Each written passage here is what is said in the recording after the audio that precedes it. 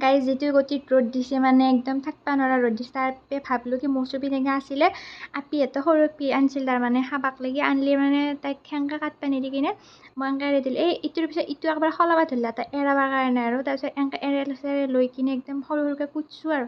নেমু টেঙা কাটা দিছোঁ দেই গাইজ নেমু টেঙা যিহেতু এনেকৈ খাই ভাল তাৰপিছত একটো মানে পেলাই দিছিলোঁ পিপিৰাকেইটা একদম হা হয়নি একদম লৈ আহিলা নহয় একদম টোপটো খাবৰ কাৰণে কুটি চুটি ৰেডি ক'লা নিমখ দিলোঁ জ্বালা এটা দিলোঁ দুটা নিদিলোঁ সৰু আপিও যিহেতু খাব আৰু আমাৰ ভাগিন চানা এটাও আছিলে মানে তাৰপিছত খাব এনেকৈ পূৰা একদম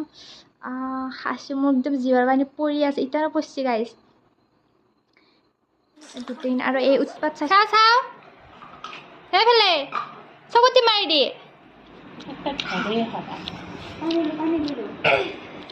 আমাৰ এইগিলা খাব খাওৰা একদম মই আঙুলি চেলকি চেলকি খাই আছোঁ গাইজ আৰু আজিৰ কাৰণে ভিডিঅ'টো এৰিলোঁ বাই বাই চি ইউ